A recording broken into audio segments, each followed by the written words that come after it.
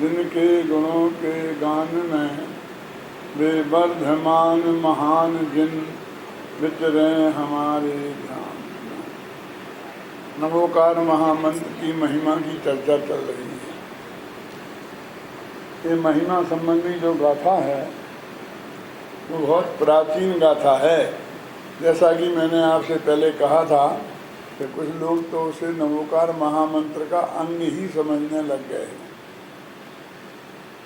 इसके एक पंक्ति पर अपन विचार कर रहे थे कि सभ्य पाद प्रणाशनो ऐसो पंच नमो यारो। ये पंच परमेश्वरियों को नमस्कार करने वाला जो नमोकार महामंत्र है वो सब पापों का नाश करने वाला है और सब मंगलों में पहला मंगल है। तो सर्व अपन को इस पर विचार करना है कि सभ्य पाप प्रणाशनो, सब पापों का नाश करने वाला है। भाषा सीधी है, सरल है, कठिन नहीं है, किसी डिक्शनरी की जरूरत नहीं है। बच्चे बच्चे उसका अर्थ समझते हैं। कौन सा सब शब्द? सब माने क्या है? सब शब्द का अर्थ भी समझाने के लिए किसी पंडित की जरूरत पड़ेगी। लेकिन कभी कभी ऐसा हो जाता है कि जरूरत पड़ती है, क्योंकि जब हमने सब शब्द का अर्थ ऐसा किया कि सभी प्रकार के पाप, भूतकाल के पाप, वर्तमान के पाप, भविष्य के पाप, सब पापों का नाश हो जाएगा। तो भाई भूतकाल के बहुत से पाप तो अपने आप ही नष्ट हो गए। निगोद से हम निकल के यहाँ आए तो निगोद में रहने का जो पाप था वो नष्ट नहीं हुआ होता तो कैसे निकलते? कर्म उदय में आता है, फल देता है और खिर जाता है। फल देता है माने उसके निमित्त से जो भी होना होता है वो हो जाता है। हो जाता है माने, थोड़ा मैं समझाऊं आपको। कर्म दो प्रकार के होते हैं, घातिया और अघातिया। जानते हैं आप सब, मैं वही बातें आपसे करता हूँ जो आप सब जानते हैं। अब अघातिया कर्म में जो भी हमें संयोग प्राप्त होते हैं बाहर के, उनमें अघातिया कर्म निमित्त होता है। और जो आत्मा के परिणाम विकारी होते हैं, क्रोधी मानी, इनमें सब घातिया कर्म निमित्त होते हैं। ऐसा भेद ज्ञान आपको था?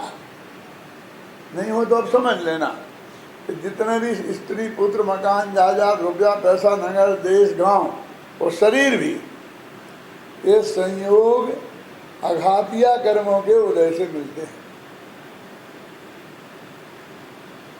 और अघातिया कर्म का नाश तो अरहंत भी नहीं करते। उनके चारों अघातिया कर्म रहते हैं ना, इसका मतलब उन्होंने नहीं किए। अनंत वीर के धनी हैं और नहीं किए। अब इसको दो रूप में कह सकते हैं कि नहीं किए कि कर नहीं सकते। अनंत भगवान कर नहीं सकते ये भी कह सकते हैं, क्यों? और उन्होंने किए नहीं, चाहते तो कर देते।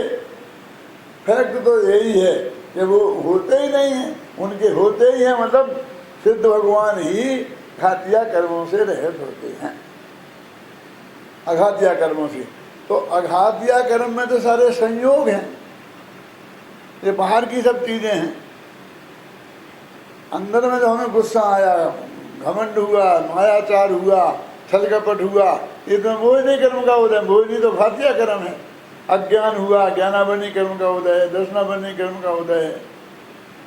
ये घातिया कर्म के उदय में जो चीजें होती हैं वो खतरनाक। अघातिया कर्म के उदय में मैंने समझ लेना, जो भी संयोग मिलते हैं बस मिल गए, इससे ज़्यादा उनका कोई योगदान नहीं है।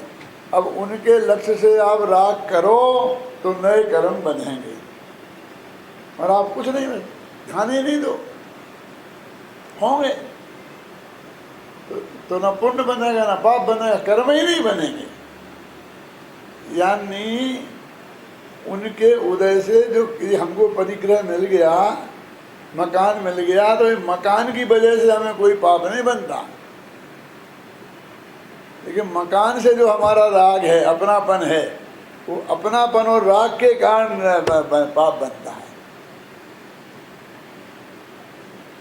समझे ना? तो हमें तो अपनापन और राग के बारे में विचार कोई करता ही नहीं है।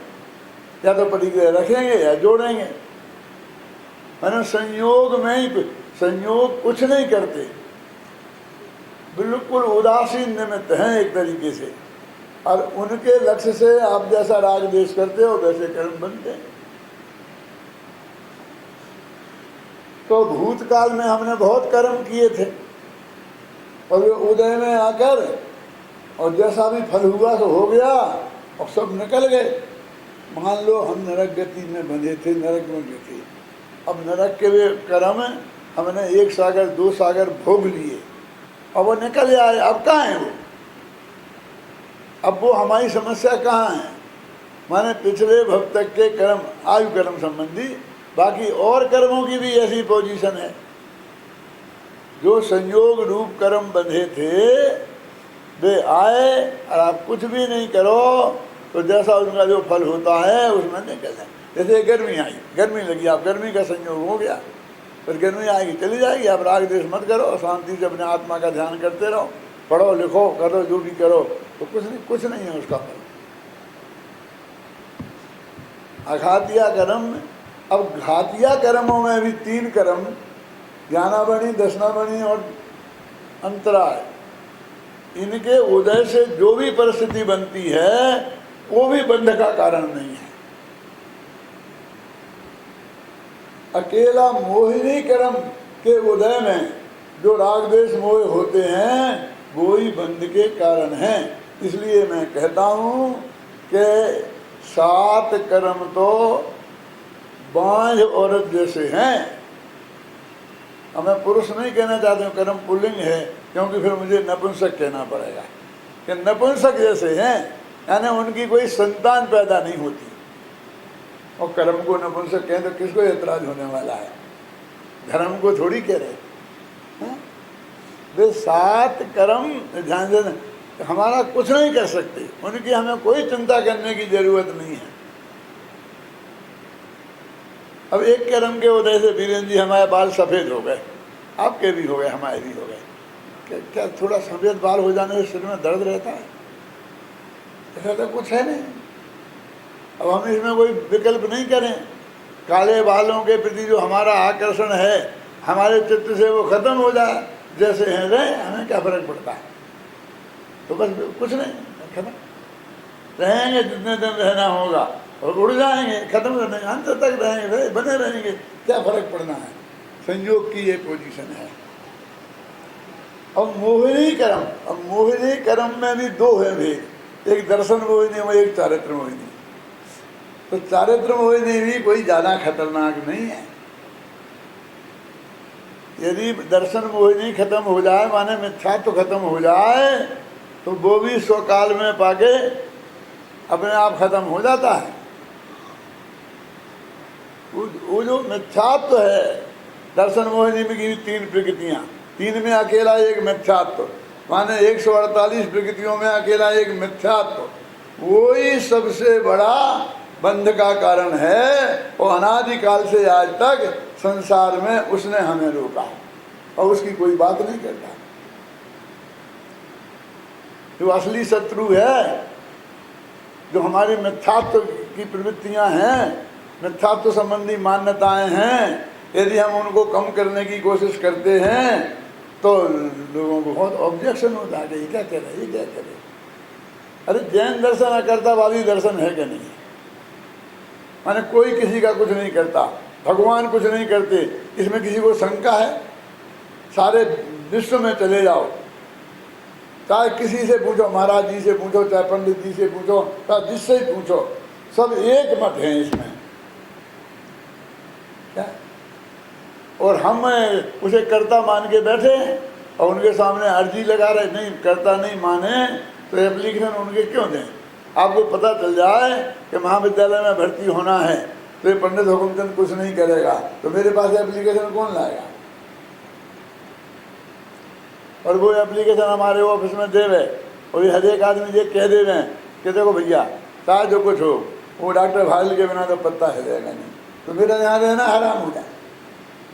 वहाँ जहाँ मैं जाऊँगा, जहाँ पर दिन में सिपाही से और वो और आना जाना शुरू हो जाएगा ना। तो ऐसी भगवान के साथ है। क्या अपन ने मान लिया कि वे करते हैं, अपन सब पीछे पड़े हुए हैं। गांव में प्रार्थना पत्र लगा रहे, पूजन से, भक्ति से, इससे उससे, ये कर दे, ये कर दे, ये कर दे। ये क्या करें? ये केवल ज्ञान से भी इतने प्रार्थना पत्र नहीं दे सकते। और असलियत स्थिति ये है कि वे कुछ करते नहीं है, कर सकते नहीं है। बोलो क्या हो? कोई हम जैसा आदमी अपने मरने की परवाह किए बिना उसे आपको बताने की कोशिश करता है कभी कभी कि भैया देखो ये है वस्तु का स्वरूप है। टोडर मल्ली जैसे लोगों को जान की बाजी लगाकर ये काम करना पड़ा, तो उन्होंने कितनी बड़ी कीमत चुका के ये काम किया है। अब मैं सिर्फ इतनी तो कह रहा हूँ, ये सब शब्द का अर्थ क्या है। अब आप लोग सब जानते हैं, डिक्शनरियों में लिखा है, और अब मैं बता रहा हूँ। अब मिलान करके देख लेना। अभी जचे तो मानना और नहीं जचे तो नहीं मानना। मेरी बाध्यता तो है नहीं, मेरे पास कोई फोर्स तो है नहीं कि मैं फोर्स से आपको मनवा लूँ। जरूरत भी क्या है। अब मैं कह रहा हूँ भूतकाल के ये कर्म बंधे थे, उदय में आए और चले गए। कुंद कुंदाचार्य ने ये लिखा है कि वो कर्म बंध गया और बंध के हमारे साथ बंधा है, लेकिन सत्ता में पड़ा हुआ कर्म पृथ्वी पिंड समाना, पृथ्वी मिट्टी के ढेले के समान है। जैसा मिट्टी का ढेला पड़ा हो ना, तो किसी काम का नहीं है, कुछ नहीं करता है। ऐसे ही वो सत्ता में पड़ा हुआ कर्म कुछ नहीं करता, कुछ कर नहीं सकता। जब वो उदय में आएगा वो बहुत लिमिटेड काल होगा। सत्ता में पड़ेगा, हजारों लाखों वर्ष सागरों पड़ा रहेगा, और उदय में आएगा बहुत लिमिटेड काल होगा। और उदय में आया तो जिसका जो काम है, मान लो संयोग अघातिया कर्म, तो वो संयोग को कर देगा। अब उसमें आप उलझो चाहे नहीं उलझो, आप स्वाधीन हो। और वो उदय में खिल जाएगा, फिर कुछ उसके बाद वो जीरो हो गया। कितनी कमजोरी है इस कर्म में। हमने उसके गीत गा गा कर इतनी महिमा बढ़ा ली है कि ये कर्म बड़े बल बान जगत में पेरत हैं, ऐसे कर्म बड़े बल बान जगत में पेरत हैं। पवन जय के रानी अंजना और गर्भ विषय हनुमान।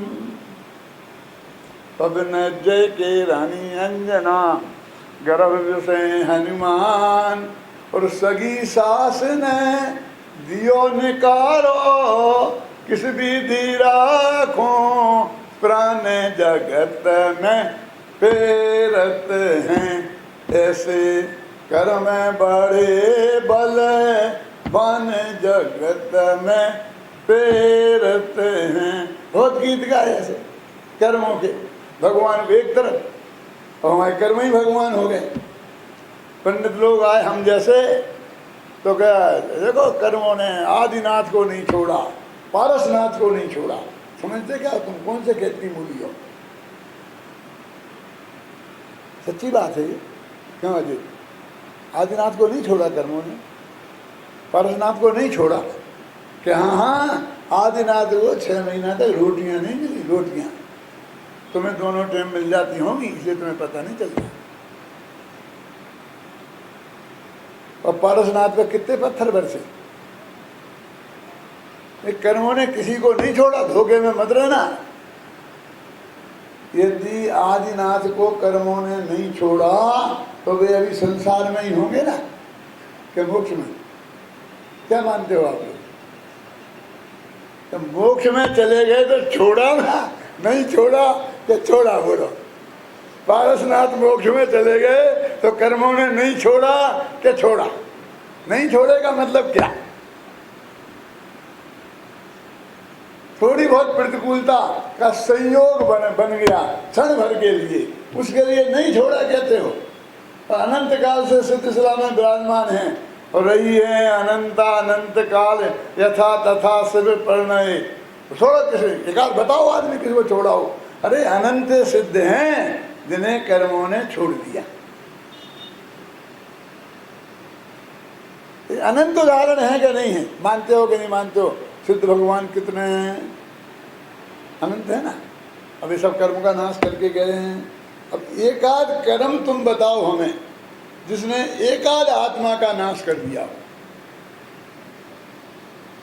जैसे पहले जितने आत्मा थे, मान लो अनंत थे, तो उनमें 10-5 को तो खा गया होगा ना ये, तो 10-5 की तो गिनती कम हो गई होगी। कर्मों ने अपने कब्जे में रखकर भी आज तक एक आत्मा का बाल बांका नहीं कर पाया, क्योंकि उसके अनंत गुण और असंख्य प्रदेश वैसे के वैसे कायम है। कि जेल में तो डाले रखा क्या फर्क? गांधी जी को भी डाल दिया था जेल में, तो इससे क्या फर्क पड़ता है? लेकिन गांधी जी वैसे ही के वैसे सुरक्षित लौट के आए ना। आत्मा अभी है ना, असंख्य प्रदेशों का स्वामी और अनंत गुणों का पिंड। कोई फर्क कोई नहीं किया। थोड़ी महिमा कम करो इनकी गीत गा गा करके हमने लोगों को दिमाग में बहुत भय पैदा कर दिया है, और भय पैदा करके फिर ऐसा कह गए भाई इलाज क्या है, तो कहा इलाज भगवान करेंगे। है? भगवान के पास भेज दिया जो गारंटी से कुछ नहीं करता। जैन धर्म में तो अकर्तावाद है कि नहीं है? अब ऐसे डॉक्टर के पास भेज दिया जो काखा नहीं जानता, नहीं जानता माने नहीं करता, कोई फायदा नहीं है। अब चिल्लाते रहो तो करते रहो। हम बस सिर्फ इतनी सी बात आपको बताते हैं तो कहते स्वास्थ्य विरुद्ध हो गया, ये हो गया, बहुत हो गया, बंद करो। हो जाएगा 2-4 दिन में बंद भी हो ही जाएगा। और बंद होने के लिए आपकी क्या जरूरत है? थोड़ा सा गला खराब हो जाएगा तो हो जाएगा। 1000 विघ्न है। क्यों? ये तो गाड़ी जब तक चल रही है तब तक चल रही है। बाद में तो भैया हरिचंद्र की कहानी रह जाएगी। एक कहानी रह जाएगी कि एक पंडित आया था, वो ऐसी कहता था, ऐसी कहता था, ऐसा कहता था। ये तो जाने ही के लिए आया है, ये तो चला ही जाएगा और कुछ दिनों में दुनिया से भी चला जाएगा। इसमें क्या फर्क पड़ना है? क्यों? लेकिन ऐसे बहुत कम लोग होती हैं कि जिनकी कहानियां कुछ दिनों तक चलती हैं। तो क्या किया अपन ने? अभी वो सब पापों का नाश करना है अब इनको। तो भूतकाल के भी इतने पाप तो नष्ट ही हो गए, उनका क्या करेंगे? जो स्वयं नष्ट हो गए उनको नाश करने का सवाल नहीं, इसलिए भूतकाल की उसमें क्रॉस करो। भविष्य के तो अभी आए ही नहीं है, उन्हें क्या नष्ट करें? वे तो अभी बंधे ही नहीं हैं। वे बंधेंगे क्यों? तुम अगले भव में कोई पाप करोगे तो आज नमोकार मंत्र बोलो तो वो पाप भी नष्ट हो जाए। क्या मतलब? ऐसा हो जाएगा?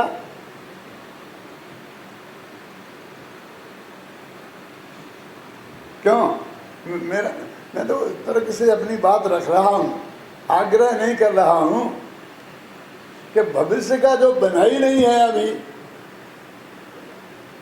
उस पाप को कैसे नाश करें? अभी वर्तमान की समस्या रहेगी बस। और वर्तमान जानते हो एक समय का होता है, एक समय पहले भूतकाल में चला जाता है और एक समय बाद का भविष्य काल में चला जाता है। निश्चय वर्तमान, असली वर्तमान तो एक समय का होता। फिर आज ये 24 घंटे का हो गया, इसी वर्ष ये 1 वर्ष का हो गया, ये सब व्यवहार हैं।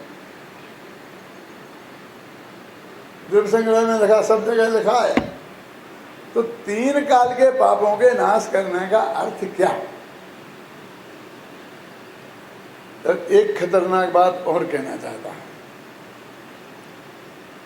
हिंदू समाज में एक सेनापति नाम का कवि हुआ है 400 वर्ष पहले। मैंने हिंदी में MA PhD सब किया ना, तो मैंने बहुत हिंदी साहित्य पढ़ा, मैंने रामायण पूरी पढ़ी, गीता पूरी पढ़ी, और सब जितना साहित्य है हिंदी का लगभग पूरा का पूरा पढ़ा। तो सेनापति नाम का कवि हुआ, नाम सुना किसी ने?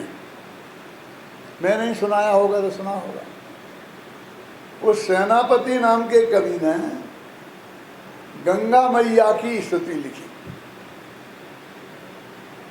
गंगा मैया जो अपनी नदी है ना, जो भारतीय के हृदय में बसी हुई है, गंगा को सबसे ज़्यादा महान मानते हैं, और है भी। और किसी नदी का पानी एक बोतल में रख दो 4 दिन में सड़ जाएगा। गंगा का पानी, असली गंगा का पानी, गंगोत्री से निकला जो पानी है, उसे बोतल में भर के रख दो, 4 साल में एक कीड़ा नहीं मिलेगा। है पवित्र वो, हम भी मानते हैं। नहीं मानते होते तो भगवान महावीर को कहते दिनवाणी रूपी गंगा, यदि या बा गंगा, भगवान की वाणी को गंगा से उपमा क्यों देते?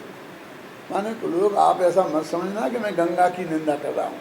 मैं तो गंगा के, मैं तो भगत हूँ गंगा का। लेकिन वो सेनापति कवि जो स्वयं गंगा का भगत था, उसने स्तुति लिखी।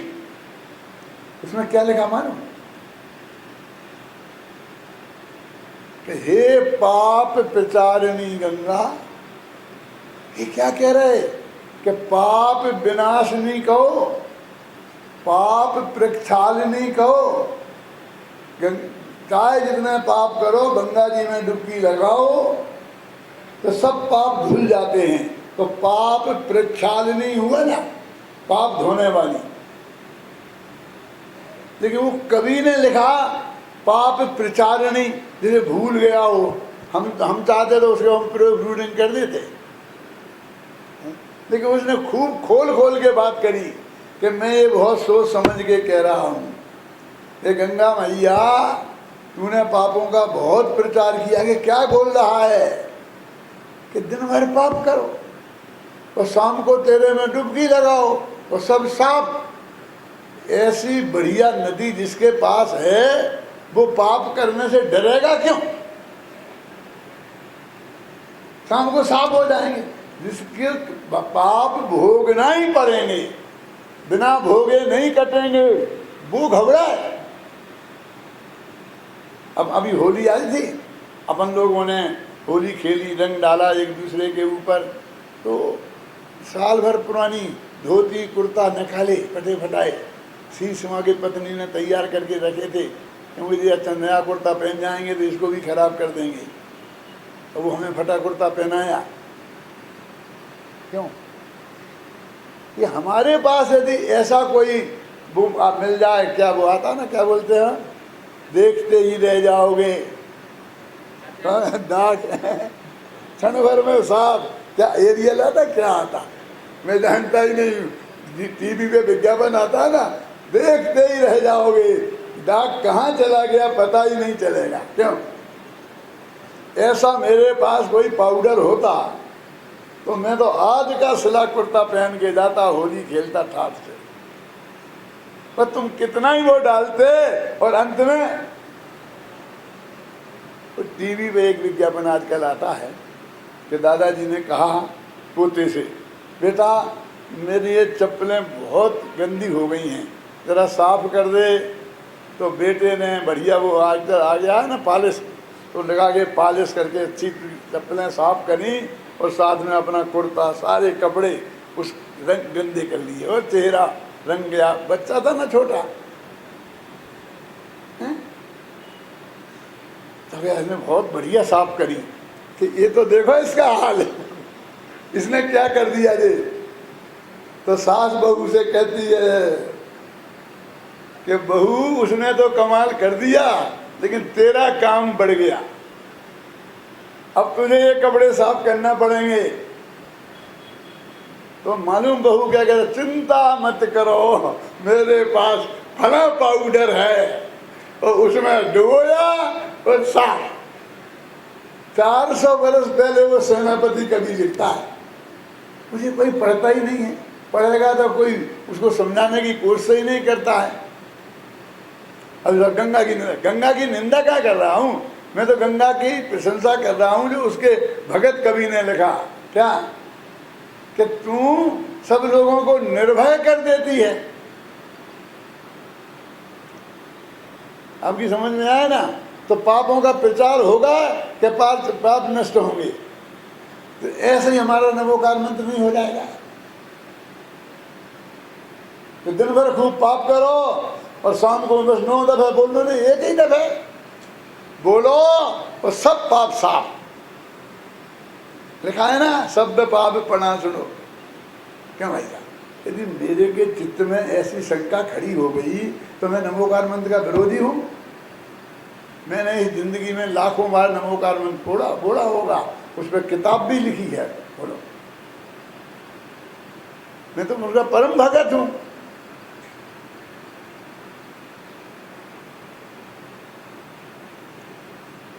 लेकिन भाई साहब धोखे में मत रहना कि तुम चाहो कि साजते पाप करें जाओ और नवोकार मन से धुल जाएंगे। इस धोखे में मत रहना। क्या मेरी क्या गलती है? बोलो,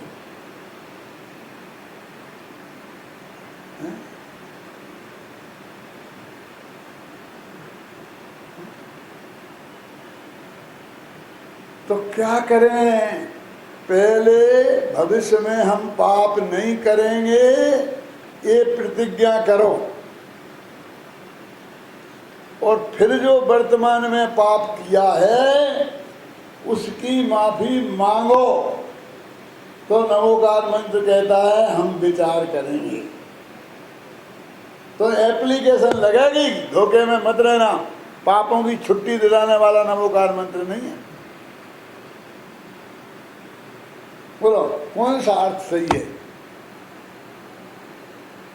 मैं यही कहता हूं, यदि होता तो हो गया होता ना, हम सबके पाप खत्म हैं। अब डॉक्टरों के यहाँ जाके देखो 200 आदमी की लाइन लगी है, एक डॉक्टर खाली नहीं है, हैं? लग रही कि नहीं लग रही? तो उनके वो दुख दर्द है कि नहीं है? और हमारे पास इतना बढ़िया नमोकार मंत्र है और हम छुपा के बैठे हैं उसे। फटाफट कर दो ना सबको, हैं? इन सब डॉक्टरों की छुट्टी हो जाए। तो बोलो क्या है? अरे उनने लिखा है, शास्त्र में लिखा है, शास्त्र में लिखा। अरे शास्त्र हमने भी पढ़े हैं। हम बिना शास्त्र पढ़े थोड़ी बोलते हैं। 8 वर्ष की उम्र से आज तक 80 वर्ष के हो गए, एक दिन ऐसा नहीं गया होगा जब शास्त्र नहीं पढ़ा होगा। दूसरा किया ही नहीं कुछ। पहले पिताजी करते थे और अब बच्चे करने लग गए। बीच में थोड़ा बहुत समय बचा होगा तो बच्चों की अम्मा ने निपटा दिया। हमें कोई जरूरत ही नहीं पड़ी काम करने की। हमने रसीद सब लोगों को 4 दिन तो रोटी वोटी बनानी पड़ती है ना घरों में रहकर। हमें आज तक वो नहीं बनानी पड़ी क्योंकि हम बहुत बढ़िया प्रवचन करते थे। पड़ोसी को पता, पड़ोसन को पता चला कि आज पंतानी जी को रोटी नहीं बनाना है तो 4 पड़ोस में आ गई कि आज हमारे खाना, हमारे खाना। घर की रोटी खानी नहीं पड़ती। सच बोल रहे हैं हम आपको। हमारा साल भर में 1 बोरी गेहूं नहीं उठता। 8 महीना हम दूसरों के यहाँ खाते हैं। अपना ना, अपना कोई काम ही नहीं है। क्या? अमेरिका में जाओ तो वहाँ पर जो आप जाओगे तो सोच समझ लो, जिस घर में ठहरोगे उस घर में रोजीना के बर्तन साफ आपको करने पड़ेंगे। खाना खाने आपको बुलाएंगे मेहमानों को तो सब महिलाएं बनाएंगी। सब जो आई हैं वे सब मिलके बनाएंगी, सब मिलके खाएंगे और सारे मर्द जो खाने आए हैं वे बर्तन साफ करेंगे। मैंने पूरन चंद जी को देखा, हमारे समधी साहब हो गए थे बाद में, पहले बड़े सेठ जी थे। अमेरिका में गया उनके घर तो अपने हाथ से चाय बना के पिए तो पी रहे थे। मुझे तो बनानी पड़े तो मैं पीऊँ नहीं, छोड़ दूँ। सच बोलता हूँ, मुझे कुछ नहीं आता, मैं नहीं बना सकता। लेकिन मैं 32 वर्ष से जाता हूँ। 34 चक्कर मैंने अमेरिका के कटा लिए सारी पृथ्वी के। लेकिन मैंने आज तक अपनी थाली जो खाई उसे सफाई करना तो दूर, उठाई तक नहीं, वहीं छोड़ दी। सब उठा उठा के जा करके रखते हैं वहाँ, कुछ नहीं। मुझे सब मिलता है, सारी व्यवस्था मिलती है। पीयूष एक दफे चल तू मेरे साथ, मेरे ऐसा मत समझना कि मेरे ठाट बाट यही हैं, वहाँ भी यही है। सब जानते हैं मेरे को कि भाई ये किसी काम का आदमी नहीं है, इससे काम की अपेक्षा मत करो, इसे तो गद्दी पे बैठा लेना है। और ये एक जैसे चाबी घुमा देते हैं, चाबी घुमा देना तो काम हो जाएगा। तो अपनी बात क्या चल रही थी, सब पापों का नाश लिखा है ना। अब अपन विचार ही तो कर रहे हैं ना, विचार कर रहे हैं कि सब पापों के नाश का मतलब क्या। भूतकाल के तो नष्ट चले ही गए, भविष्य के अभी आए नहीं हैं, और वर्तमान के जिस पाप का उदय आ गया है वो तो आ ही गया है। अब पाशनाथ पर पत्थर बरस गए तो पहला पत्थर तो बरस ही गया ना।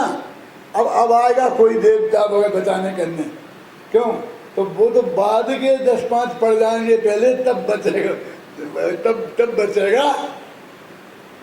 माने वर्तमान तो एक समय का होता है, वो तो उदय में आया तो भोग ही लिया, उसे तो भोगना ही पड़ता है। समझ में आगे नहीं आए तो प्रैक्टिकल भी होना चाहिए ना कि सब पापों का नाश का मतलब क्या है।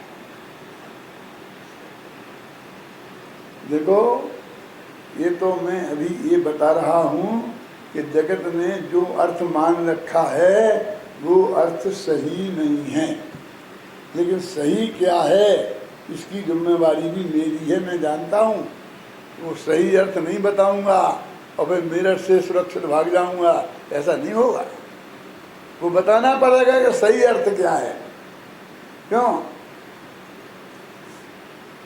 सब माने सब माने हिंसा, झूठ, चोरी, कुशील, परिग्रह, ये 5 पाप होते हैं ना। तो 5 होते गए एक, तो सब पापों का नाश होता है। मैंने 5वां पाप खत्म हो जाता। सबकी समस्या हल भाई के नहीं भाई। अरे पाप तो आपने यही पढ़े ना, हमें तो भी कर्म जो अंदर से बंधे थे फिर आए थे वे पाप दिखते हैं, जबकि हमारे बालबोध पाठमालाओं में, हमारे नहीं और पाठशाला में जो पंडितों की लिखी किताबें हैं, शास्त्र में लिखी हैं, 5 पापों में हिंसा, झूठ, चोरी, कुशील, परिग्रह का नाम ही है। बोला आप लोगों ने पढ़े थे, आप लोग क्या मानते हो पाप कितने हैं? 5। कौन कौन बोलो? हर एक के पास यही जवाब है ना, हिंसा, झूठ, चोरी, कुशील, परिग्रह। तो हम ये कहते हैं ये सब पाप नष्ट हो जाते हैं। अब नष्ट हो जाने का मतलब क्या? ये सबका अर्थ तो निबट गया ना। सब माने हिंसा, झूठ, चोरी, कुशील, परिग्रह, और इनका नाश हो जाता है। माने तुम्हारे मन में हिंसा का करने का भाव, झूठ बोलने का भाव, चोरी करने का भाव, दूसरे की माँ बहन को छेड़ने का भाव और परिग्रह जोड़ने का भाव ही नहीं आता है। कब? जब तुम नमोकार मंत्र बोलते हो तब। अब बोलो आता हो तो बताओ, मेरे कितना पक्का काम है। रामबाण औषधि है, कभी दवा खाली नहीं जाएगी। कि तुम मनमोकार मंत्र बोलो और उसी समय हिंसा करने का भाव आए, झूठ बोलने का भाव आए, चोरी करने का भाव आए, नहीं आता ना, हो गए ना नष्ट। 5 ही पाप नष्ट हो गए ना। कि नहीं साहब, हमारे मन में तो कभी कभी आ जाता है। हम यहाँ स्तुति बोलते रहते हैं, क्यों? और वहाँ पंखाते पवन बिलोल्यो करते रहते हैं कि नहीं करते रहते हैं? अब ये हमारे निमित्त से पाप हो रहा है कि नहीं हो रहा? हवा बिलोई जा रही है, आती क्या नहीं है? जले छाने जीवानी कीनी, सो भूपुण्य डाले जो दीनी, इत्यादि के पापे अनंता, हम कीने श्री भगवंता। ये जो प्रमाद जन्य हमारे से पाप होते रहते हैं, हम नमोकार मंत्र में बोलेंगे उस समय मन में कोई ऐसे भाव नहीं आएंगे। और तुम कह रहे कि हमारे आ जाते हैं तो समझ लो तुम सच्चे दिल से नमोकार मंत्र नहीं बोल रहे। हम क्या करें, ऊपर ऊपर से रट लिया है तो जबान बोल रही है और मन दूसरी जगह घूम रहा है, तो कैसे काम चलेगा। हम डॉक्टर के पास जाते हैं और कहते हैं डॉक्टर साहब आपकी दवाई हमने 7 दिन खा ली, जैसी आपने बताई थी वैसी ही खा ली, लेकिन वो तो ऐसा नहीं हुआ, हमारी तबीयत ठीक तो। कि नहीं, तुमने ढंग से नहीं खाई होगी, हमने जैसी बताई वैसी नहीं खाई होगी, तुमने परहेज नहीं पाला होगा। डॉक्टर छह तो कहता है कि नहीं कहता है, तो हमें भी तो अधिकार है। यदि तुम्हारा काम नहीं हो रहा है, जो काम हम बता रहे हैं कि जब तुम नमोकार मंत्र बोलो तब तुम्हारे मन में कोई पाप भाव नहीं आए। इतना सा लाभ, बस भूतकाल का कुछ नहीं, भविष्य का कुछ नहीं, पुराने पाप का कुछ नहीं, हमें इस भाव नहीं पुसाता है। बढ़िया है ना, इसे किस भाव पुसाता है, किस भाव नहीं पुसाता है। अब हम क्या करें, इसको तो बस एक दफा बोले और 3 काल के सारे पाप खत्म हो जाना चाहिए। नाराज मत होना, मैं नमोकार मंत्र का आप सब लोगों से सबसे बड़ा भगत हूँ, लेकिन सच्चाई जानना हो तो समझना। मैं रेलवे स्टेशन पर गाड़ी में बैठा था और एक लड़का तू 1 रुपया देगा वो 10 लाख देगा कह रहा था, और अपना कटोरा बता रहा था कि तुम 1 रुपया डाल दो। आपके साथ भी बीती होगी ना, तू 1 रुपया देगा वो 10 लाख देगा। मैंने कहा गजब हो गया, ऐसा धंधा तो हमने कहीं देखा ही नहीं, 1 के 10 लाख।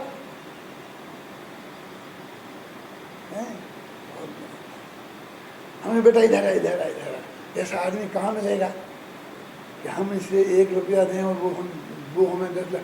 वो कौन है, जरा उस वो की परिचय तो करें जो हमें 10 लाख देगा। हम किससे 10 लाख लेंगे, इसे 1 लाख दे देंगे, चला जाएगा, और फिर हम कोई ने नहीं दिए तो किसको पकड़ेंगे। मैंने बोली इधर कौन देगा 10 लाख, कि वो भगवान ऊपर का। अच्छा भगवान देगा, लेकिन बेटा आड़त का धंधा क्यों करता है, तुम 1 रुपये में 10 लाख दिलाता है, सीधे 5 लाख भगवान से ही ले लेना, आधे में सौदा उनसे ही कर ले। क्यों, तू वो भगवान से सीधे क्यों नहीं ले लेता। तो नहीं साहब क्या कह रहे हैं, ऐसा ही है, शास्त्रों में ऐसा ही लिखा कि तू 1 रुपया देगा तो वो 10 लाख देगा। तो मैंने कहा यार ये बहुत ज़्यादा होते हैं, 10 लाख ठीक नहीं, तो 5 लाख कर दे। बोले बाबूजी मैं क्या कर, पहले मैं तो 10,000 ही बोलता था, तू 1 रुपया देगा तो वो 10,000 देगा। लेकिन लोगों तो पहले तो दे देते थे और बाद में फिर लोगों ने वो 1 रुपया देना बंद कर दिया। उन्होंने कहा कि 10,000 में नहीं पोसाता, उन्हें मुफ्त के मिलना है ना, तो मैं बढ़ाता गया, 10,000 से लाख कर दिए, 5 लाख कर दिए, अब 10 लाख कर दिए, अगली साल आओगे तो फिर 20 लाख हो जाए।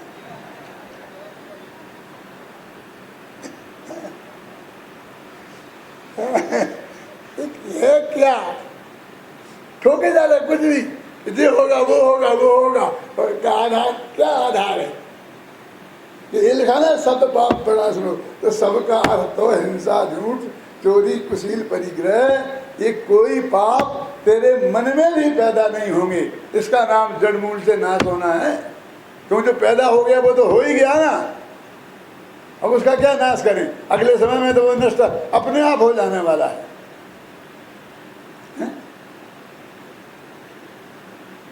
ये था, हमें तो आज तक पता ही नहीं है। हम तो जोर जोर का 24 घंटे का पाठ करके, अखंड पाठ कर करके हम तो बहुत अरे वो तो बहुत अच्छी चीज़ थी, अखंड पाठ अभी भी करना। क्यों, क्योंकि अब तो और ज़रूरी हो गया। क्यों ज़रूरी हो गया, क्योंकि अब तो अभी तू बोलेगा तो अभी के पापों से बचेगा। तो तुझे 3 घंटा तक के पापों से बचना है तो 3 घंटे बोलना पड़ेगा। और 24 घंटे के पापों से बचना है तो 24 घंटे बोलना पड़ेगा। तो मैं ये बात जो कह रहा हूँ आपसे 24 घंटा नमोकार मंत्र का जाप करने के लिए कह रहा हूँ कि नहीं करने के लिए कह रहा हूँ? बोलो कि नहीं साहब हमें जची नहीं, क्योंकि तुम्हारे मन की नहीं है ना, तुम्हें क्यों जचेगी? एक सेठ जी ने, अब आजकल सेठों से काम चलाना पड़ता है, राजाओं का जमाना तो गया। एक नौकर रखा था, शाम को 6 बजे से सुबह 6 बजे तक का चौकीदारी के लिए एक चौकीदार रखा था। रात के 12 बजे चोरी हो गई। सेठ जी बहुत नाराज, आग बबूला। क्या कर रहा था ये चौकीदार के सामने? तो ठीक है, मैं तो यही था, मैं तो ऐसे ही था। और फिर 8-10 जने आ गए, फिर उन्होंने मेरे को पकड़ लिया, मेरे को बांध दिया। और बेकार है चौकीदार को रखना, हटा दो। ये सही है? अरे साहब का चौकीदार रखा, वो दिन के 12 बजे चोरी हुई और उसका जिम्मेवार वो चौकीदार। उसकी ड्यूटी कब से कब तक की थी? शाम के 6 बजे से सुबह के 6 बजे तक। और दिन के 12 बजे चोरी हो गई और सेठ जी उससे नाराज हो रहे, चोरी हो गई तो ये निकाल दूंगा। अब तुम निकाल दो चाहे रखो, लेकिन मेरी जिम्मेवारी नहीं है दिन के। अरे इससे तो तुमको एक चौकीदार दिन का और रखना चाहिए। दुनिया के रात में चोरी होती है, लेकिन मेरी चौकीदारी की वजह से तुम्हारे घर में रात को चोरी नहीं हुई और चोरों को बेचारों को दिन में करनी पड़ी। तो इसमें 2 चौकीदार के रखने की बात है कि उस चौकीदार को निकालने की बात है? क्यों? और वे 10 लोग आ गए और उन्हें पकड़ करके मार मार के उसे बांध के डाल दिया। हटा दो चौकीदार को कि 15 चौकीदार रखो बंदूक वाले। तो 10 वालों से 15 ही निपट सकते हैं ना। बोलो, यदि ऐसा नहीं होगा तो हम तुम्हारा नमोकार मंत्र पढ़ना छोड़ देंगे। नमोकार मंत्र हमारा है कि तुम्हारा? तुम 1 मिनट में पराया कर दिया, तुम्हारा नमोकार मंत्र पढ़ना छोड़ देंगे। अरे तुम जैसे भगवान जितने जल्दी छोड़ दें उतना अच्छा। तुम्हें पता ही तो है नहीं क्या मांग रहे हो, क्या फल है उसका। अरे जब जब हमें अपने मन को पवित्र रखना है तब तब हमें भगवान को याद करना पड़ेगा कि नहीं? पंचप्रमेष्ठी हमारे भगवान तो हैं, करना चाहिए कि नहीं? 24 घंटे जाप करने की बात है कि नहीं है? वस्तु का स्वरूप ऐसा है। अच्छी रहती है। मैं इंदौर में रहता था आज से 50 साल पहले। तो एक मेरे मामा जी भी वहाँ रहते थे। मामा जी का लड़का वहाँ था, वो भक्तांबर मंडल का अध्यक्ष था और मैं मुमुक्षु मंडल का साधारण मेंबर था। मामा का लड़का भक्तांबर मंडल का अध्यक्ष और भुआ का लड़का ये मुमुक्षु मंडल का।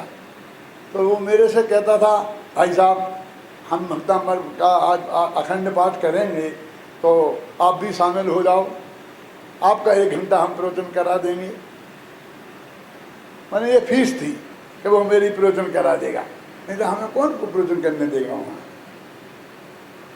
मैं कहता था बेटा तुम बुला लेना कभी भी, मैं आ जाऊँगा, लेकिन तुम मुझे ये रात्रि में अखंड पाठ करोगे और उसमें मत बताओ, क्योंकि मेरा व्याख्यान कोई सुन नहीं पाएगा। क्या तुम मुझे मत बुलाओ। क्यों? कि मैं जो व्याख्यान दूंगा तो सबसे पहले तो ये पूछूंगा, सुनना, कि जो अखंड पाठ है ये किसका है? भक्तांबर का कि तुम्हारा? जो करेंगे ना अखंड पाठ, मालूम है कैसे करते हैं? ध्यान मंजीरा वगैरह सब, तो 3 आदमी बोलते हैं, तो 3 की ड्यूटी खत्म हो जाती है, फिर दूसरे 3 आदमी आते हैं, फिर वो 3 घंटे वो पढ़ते हैं, फिर तीसरे 3 आदमी आते हैं, फिर 3 घंटे वो पढ़ते हैं, है ना। और वो बाकी के जो 3 होते हैं वो चाय पानी को चले जाते हैं, उनके लिए रात को चाय पानी की व्यवस्था रहती है। क्या ऐसा होता है? मैंने कहा अब मुझे मेरठ का पता नहीं, मैं हाथ जोड़ता हूँ, मेरठ की हुई ऐसा होता हो तो मुझे माफ़ कर देना। वो तो हम इंदौर की बात कह रहे हूँ, 50 साल पुरानी। अब तो दुनिया बहुत बदल गई है, ऐसा थोड़ी होगा। तो वो अखंडता किसकी है? अखंडता, क्योंकि जो भक्तांबर का पाठ कर रहे उनकी तो अखंडता है नहीं। यदि उनका कल्याण होना है तो वे अखंड रहना चाहिए, 24 घंटा उन्हें करना चाहिए, तो वे तो बदल रहे। अब तो एक बेचारा भगवान अखंड बैठा है सुनने वाला है, और एक वो भक्तांबर रगड़ा जा रहा है, उसे भक्ति चैन नहीं है, उसकी छुट्टी नहीं होती है, वो बराबर बोला जाएगा। तो भक्तांबर का आपको अखंडता चाहिए कि भगवान की अखंडता चाहिए कि उन भक्तों की अखंडता चाहिए, ये समझाऊंगा। बोलो बुलाना कि रेंदो दादा। मैं ये कहूँगा कि भक्तांबर का पाठ करो, रात्रि में चाय पानी चले मंदिर की तरफ से बन के, ये ठीक नहीं है। बोलो करवाना है मेरा व्याख्यान कि नहीं? तो बोलो, फिर मैं क्या कर सकता हूँ। सोचो, ये तो मेरी 50 साल पहले का रिकॉर्ड है, और भाग्य से वो मेरा भाई जिंदा है, वो अभी भी भक्तांबर मंडल का अध्यक्ष है। साल में 10-5 दफे कराता है, लोग बुलाते हैं उसे। तो ये मेरा ये 50 साल पुराना चिंतन है भाई साहब, कोई ऐसा नहीं है। और मैंने 50 साल से निरंतर चिंतन किया है, और फिर भी मेरा विचार अभी तक बदला नहीं है। सब पापों का नाश से, सब पापों से बचना है ना, नाश माने बचना, सब पापों से बचना है तो निरंतर आपको भगवान की भक्ति में अपने मन को लगाना पड़ेगा। चाहे भक्तांबर का पाठ करके लगाओ, चाहे नवोकार मंत्र का पाठ करके लगाओ, चाहे पूजन विधान करके लगाओ, चाहे शास्त्र स्वाध्याय करके लगाओ, ये सब भगवान की भक्ति है। बनारसीदास ने एक छंद लिखा है, हे भगवान तेरी भक्ति मेरे हृदय में 24 घंटा बसती है। कभी वो पूजा के रूप में होती है, कभी प्रभावना के रूप में होती है, कभी स्वाध्याय के रूप में होती है, कभी अनेक रूपों में तेरी भक्ति मेरे हृदय में बसती है। नवोकार मंत्र का निरंतर पाठ करो और सब पापों से बच जाओ, ऐसी भावना के साथ अभी की बात समाप्त करता हूँ। खत्म नहीं हुआ, बाकी का कल।